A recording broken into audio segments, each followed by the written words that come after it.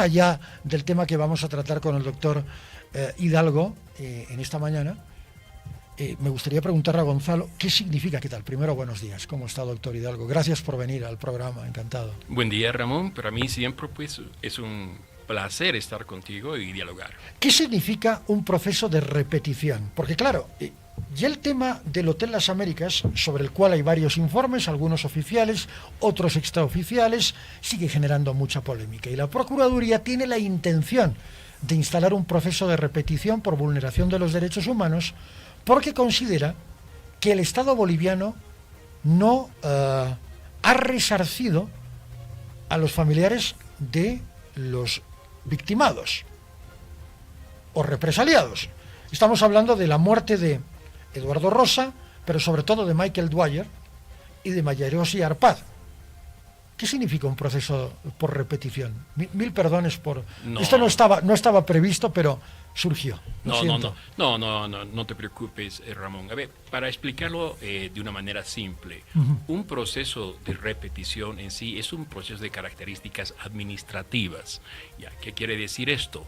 Que si un servidor público ha cometido un daño en el cual el Estado debe resarcir económicamente un monto X a una persona, una entidad, etcétera, es que el servidor público que, en otras palabras, ha sido el causante de esto, él con sus propios recursos deba resarcir y no el Estado. Es decir, en el caso que tú me hablas del Hotel Las Américas, me parece una payasada. ¿Por qué una payasada? Porque no es el Estado como tal, independientemente que ha cometido estos delitos. Son las instituciones del Estado, porque son delitos de lesa humanidad, ¿cierto? De acuerdo. Son delitos de lesa humanidad. Hasta ahí vamos bien. Ok. Si se han cometido delitos de lesa humanidad, el Estado boliviano, es decir, en el gobierno de Morales, el año 2009, es el que debe resarcir. Ahora, que ellos quieran encontrar, es decir, fíjate, ¿no?, esta pelea que existe ahora entre los arcistas y evistas. Ahora, esto es parte de una pelea también. Ahí no les importa un pito. Ok, está instrumentalizado, yo lo entiendo. Completamente. Entonces, sí lo lo que significa ahora es lo siguiente, que se quieren lavar las manos, en otras palabras, decir, no, nosotros como gobierno de Arce no tenemos nada que ver en esto ha ocurrido en el gobierno de Morales, por lo tanto, los, entre comillas, servidores públicos, policías, fiscales, ministerio, etcétera, que han permitido que ocurra esa masacre, esos delitos de lesa humanidad, ellos son los que deben resarcir económicamente lo que se ha dispuesto en un tribunal, y son millones de dólares. Ok, el Estado dice, o el gobierno dice, nosotros no vamos a pagar, que pague Evo. ¿Esto es? Sí, así de simple. Así de simple, así de simple. Así de simple. Que pague la gestión de Evo. Eso es... No, en realidad que pague él. Que pague él. La madre de Michael Dwyer, que ha hecho todo una... Y está en su derecho. Primero, Michael Dwyer formaba parte de un grupo irregular. Esto es real, ¿verdad? Un grupo de mercenarios. Pero Michael fue abatido por la policía y luego, de acuerdo al testimonio de Mario Tadic, fue rematado, es decir, le pegaron un tiro en la cabeza, le dieron un tiro de gracia, por lo tanto, hay una ejecución extrajudicial. ¿Esto es correcto? Sí. ¿Lo que estoy diciendo es correcto, sí. doctor Hidalgo? Completamente correcto. Por lo tanto, ¿qué corresponde? Porque la madre y la familia de Dwyer, el irlandés, han recorrido todas las instancias judiciales de Europa. Han ido al Parlamento Europeo, han ido a la Comisión de Derechos Humanos del Parlamento Europeo, han pedido una investigación imparcial de los hechos del Hotel Las Américas. Y de momento no han recibido respuesta alguna. No, el tema es que la madre de uno de los victimados... Me está diciendo que... A ver, es que lo ignoro, de verdad. No soy un jurista, no. ¿Ha habido varios casos ya? ¿Varios? Claro, hay varios casos en los que se han dado en Bolivia, incluso con sentencias constitucionales, que se han dado que procesos de repetición contra servidores públicos. Y que no sé si los han pagado o no han pagado, porque veo que algunos siguen trabajando como si nada. Inclusive algún viceministro que he visto por ahí. O sea, digamos que se lo toman a la ligera. Yo no voy a pagar. ¿Qué voy a pagar? ¿No? En un Estado totalitario, ¿qué esperas? ¿Qué esperas en un Estado totalitario? Donde los servidores públicos de turno tienen el apoyo del poder. porque ellos no actúan solos. Y eso lo sabemos. No, hay evidencia de eso, evidencia probada. Hay evidencia, ¿no? Por lo tanto, hemos hablado varias veces, Ramón, aquí es un tema ante todo de moral pública, ¿no?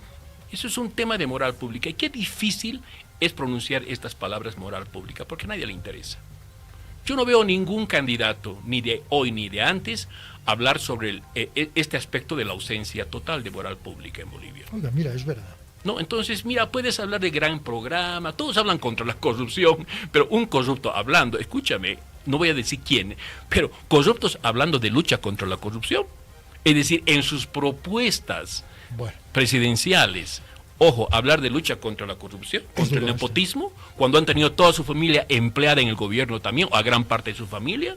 Entonces, esto es falta de moral pública. Hablamos de cosas más importantes, yo creo. Sí, no, pero que además tienen que ver, porque uno de los argumentos que siempre expresa el doctor Hidalgo es: Bolivia es un estado inconstitucional de no derecho. Y muchas personas que lo escuchan al doctor Hidalgo se preguntan, muy bien, ok, lo escuchamos a usted, Ramón, hablar del tema, lo hemos escuchado al doctor Hidalgo hablar del tema, pero nos gustaría que este tema fuera tratado, por ejemplo, en un ámbito académico. Esto se va a dar. ¿Por qué? Porque hay un seminario con una ponencia del doctor Hidalgo, que además es doctor en la materia, sobre las bases del constitucionalismo liberal. ¿Qué significa esto? Hay 3 elementos fundamentales, observados y que tienen que ser precautelados en un sistema constitucional de derecho: la vida, la libertad y la propiedad. En función de estos ejes se va tejiendo el funcionamiento del derecho y la administración de un Estado de Derecho en una sociedad ordenada y moralmente solvente. ¿Lo he explicado bien?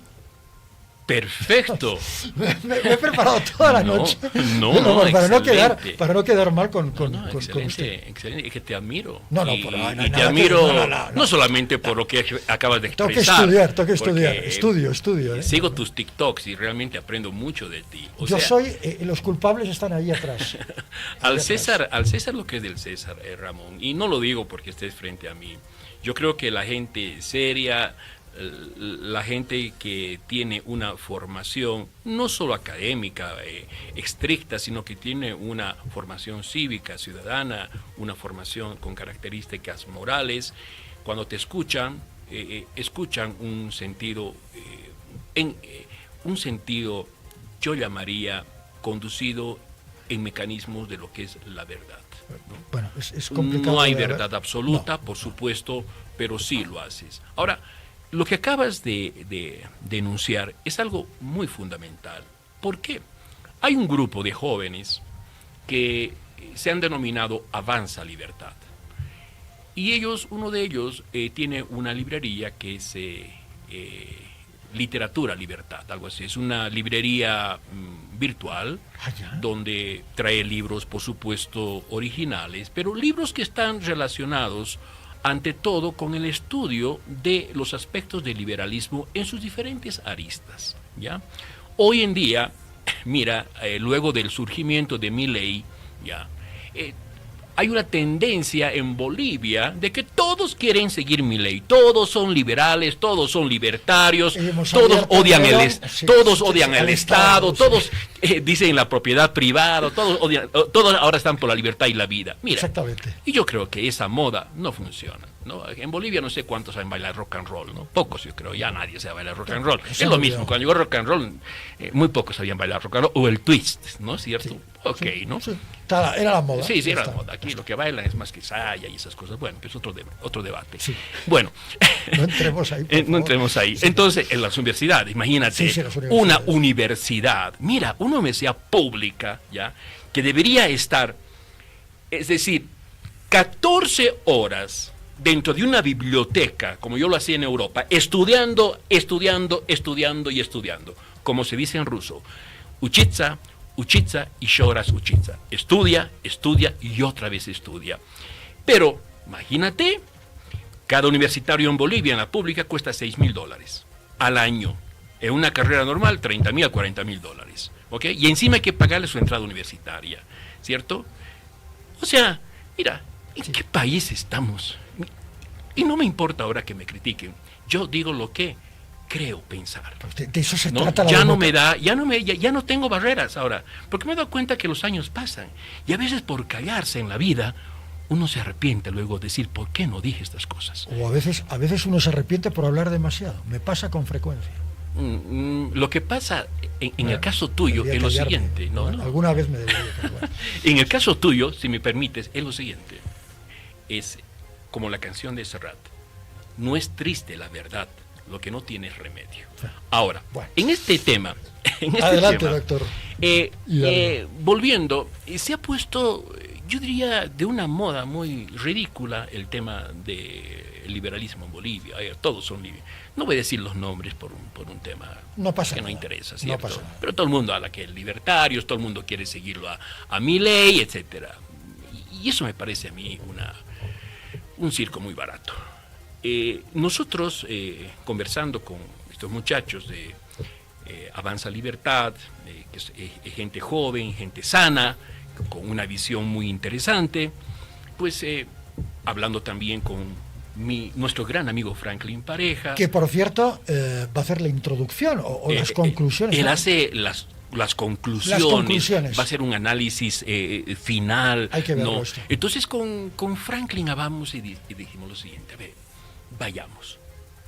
De una vez, pongamos una semilla académica seria, Franklin Gonzalo, y empecemos, ¿cierto?, con la esencia de lo que es el constitucionalismo liberal. ¿A qué nos referimos en el constitucionalismo liberal? El constitucionalismo tiene 3 hitos muy importantes históricos. La Revolución Inglesa, 1648, la Revolución de Estados Unidos de América, 1776, y la Revolución Francesa, ¿cierto?, de 1782. La primera es la de Oliver Cromwell, la primera, ¿no? La Correcto. que deriva, correcto. Inglaterra, ¿no? Y vamos. Entonces, ¿qué sucede? Estos tres hitos han sido fundamentales para la construcción de los estados constitucionales. Ahora bien, los 3 elementos que siempre se discutieron en esos 3 hitos fundamentalmente fue vida, libertad y propiedad. Ahora bien, y no es solamente decir, que ser liberal es defender la vida, que ser liberal es defender la libertad, que ser liberal es defender es la propiedad. No. Estos 3 ejes se han convertido en ejes filosóficos y políticos. Estos 3 ejes han tenido una trascendencia muy importante en la historia política de los estados occidentales.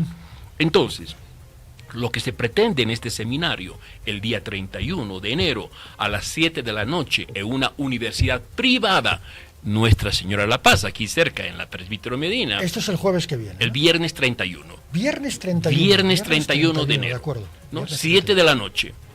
Ya la gente está descansada, a las 7 tiene más tiempo, al día siguiente es sábado, entonces la gente puede asistir. Es un evento gratuito. Es un evento, sí. Ahí está la presentación del mismo. Correcto. Es un evento gratuito. Hay un requisito de inscribirse justamente en Libertad Literatura o Avanza Libertad.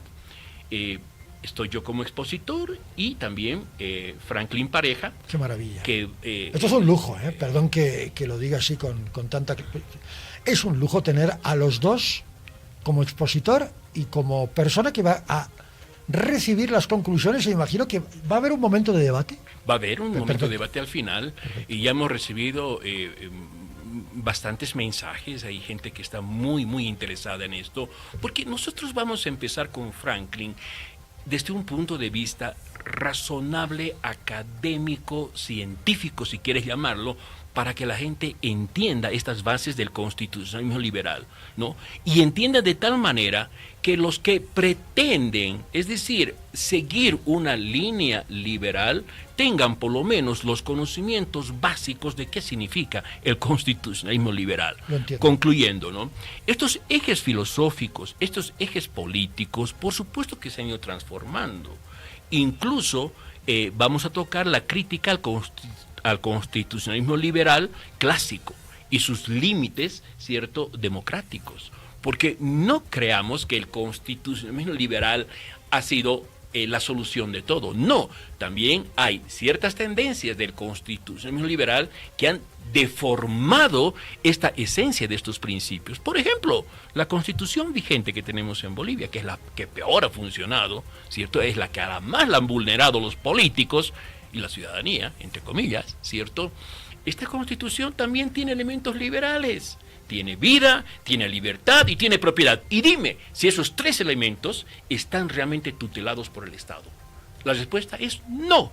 Entonces, concluyendo, este seminario invitamos, ¿cierto?, Franklin, Pareja y mi persona, Álvaro Chipana. Alvarito Chipana, que es uno de los líderes de Avanza Libertad, es el dueño de la librería. Es una librería virtual, por cierto, y muy buenos libros. Bueno. Yo he comprado de él libros maravillosos que me han ayudado incluso en mi tesis doctoral, ¿no? Sí. Entonces, yo los invito a través tuyo, querido Ramón, para que puedan asistir. Ahora estamos viendo la forma de repente de hacerlo virtual también, porque mucha gente del interior nos está pidiendo eso.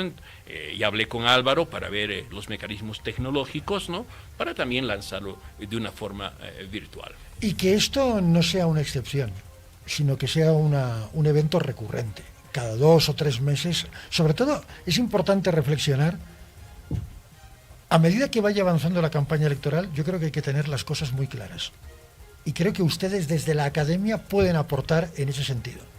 No haciendo campaña por una tendencia política, ni mucho menos, pero sí para que la gente sepa y tenga la capacidad de emitir un voto consciente. ¿Qué importancia es el voto informado? Yo sigo pensando que una sociedad desinformada acaba votando por el que le cae mejor. Pero una sociedad formada es aquella que acaba votando por una opción clara, concreta, concisa, rigurosa y precisa, independientemente de la capacidad de liderazgo. No lo sé, por supuesto, pero creo que la formación y la información en este caso es clave para poder votar de una forma consciente. No, por supuesto, lo que acabas de mencionar es tan importante porque la cultura política de un Estado va a definir también su calidad de democracia o de sistema democrático. Uh-huh. Yo me acuerdo cuando yo viví en Europa, sobre todo en Suecia, en Dinamarca, en Noruega, ¿cierto? Allá se realizaban siempre este tipo de debates, ¿no?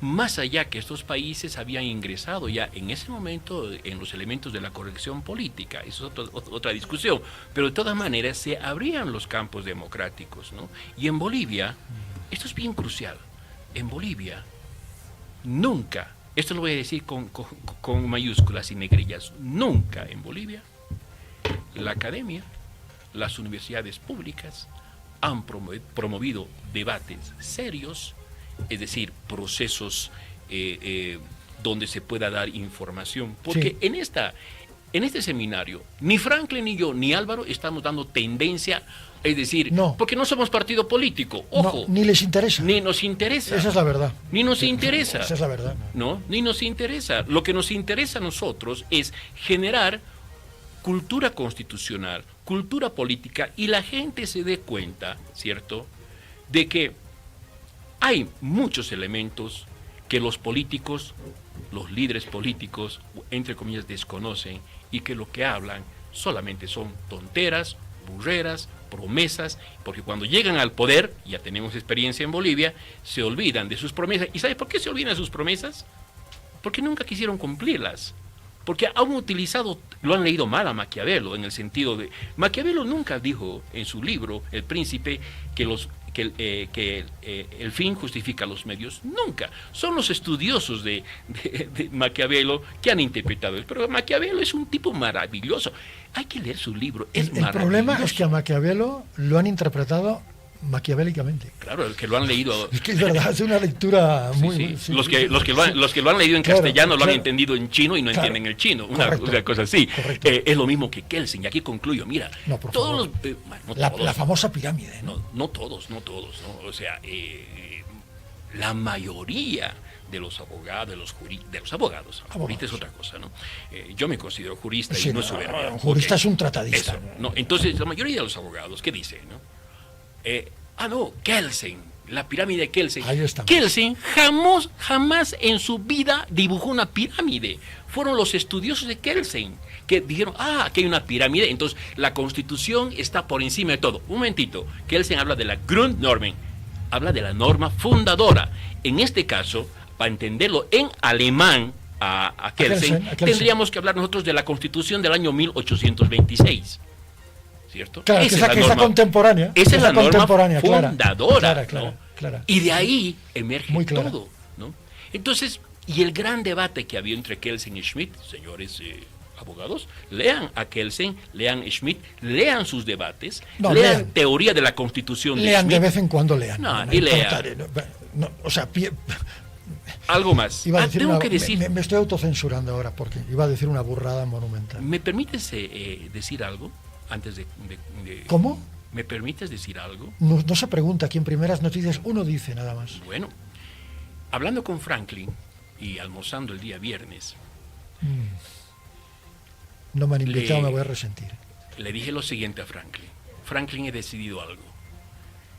He decidido convertirme en el baluarte de la necesidad de un proceso constituyente urgente en Bolivia.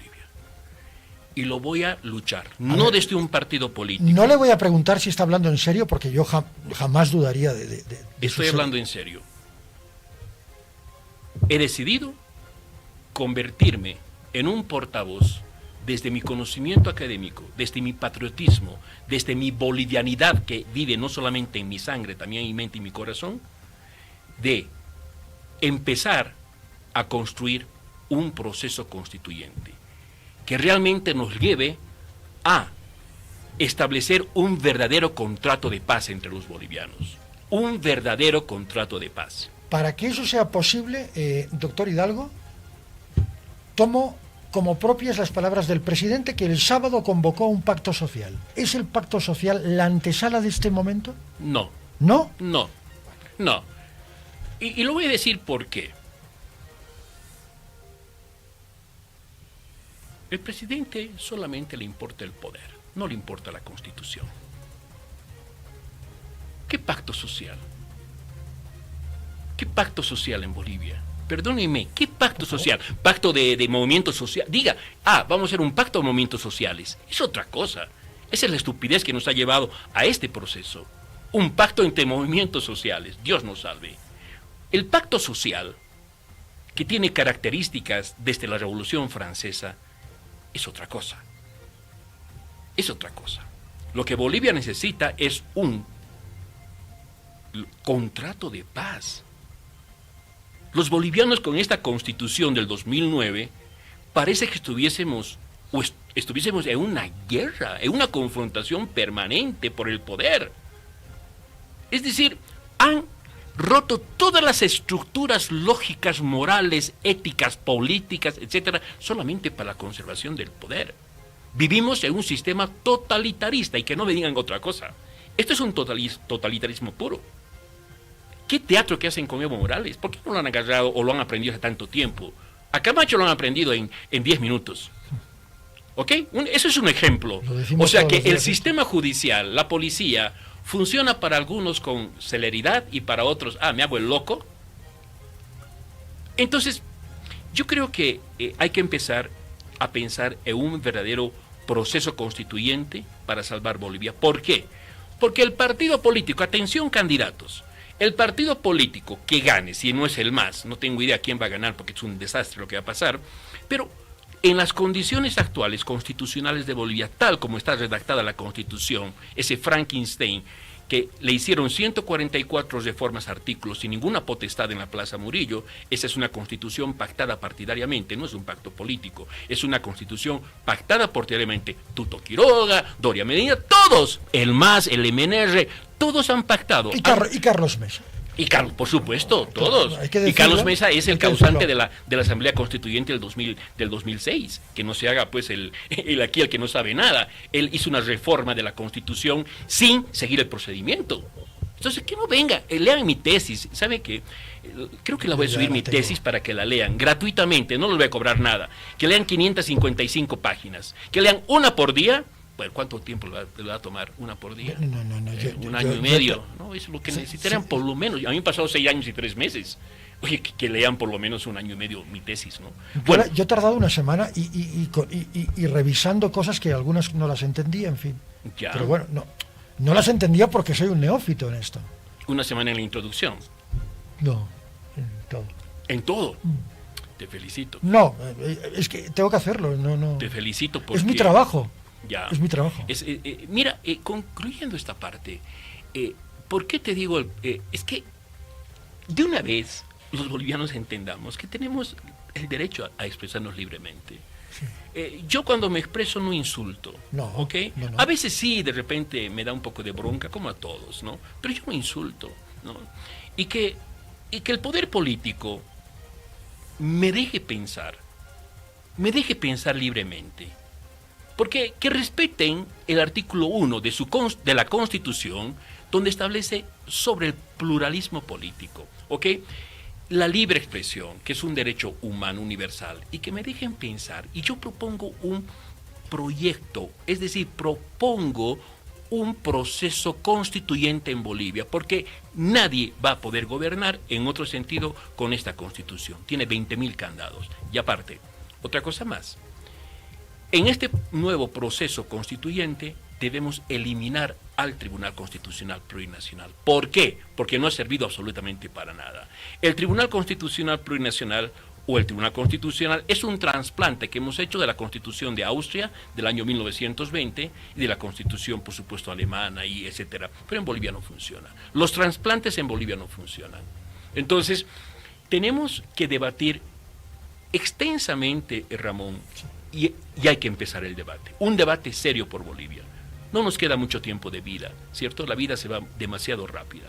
Y yo creo que he decidido de hoy en adelante ofrecer mi vida a través de mis conocimientos académicos. Gracias a Dios tengo una casa, no me va a faltar un techo, ¿cierto? Gracias a Dios voy a poder comer, pero lo más importante es que quiero dejar una huella en esto. Y es importante un proceso constituyente en Bolivia. Empecemos el 31 a partir de las 7. ¿Sí? De las 7. Muy bien. De las 7, ahí empezamos. Muy bien. Ese es un acuerdo. Bueno, va a sí. ser un contrato de paz. Ese es un pacto de caballeros. Es un pacto de caballeros. Que eso es lo más. Un buen estrechón de manos. Cuando alguien te estrecha la mano, esto para mí es muy importante. Hay que darla bien. Muchas gracias. Solo te voy a pedir algo, disculpa que te interrumpa. No, por favor. Que con Gabriela puedan hacer un pequeño TikTok para difundirlo, este tema del seminario. Ah, sí, no. Por favor, va a ser maravilloso. Yo le voy a agradecer, porque fíjate trabajo. Cuánta gente te sigue a ti en tu No, son miles. muy pocos. Sí, miles. Muchas gracias, doctor Hidalgo. Gracias por venir. Son las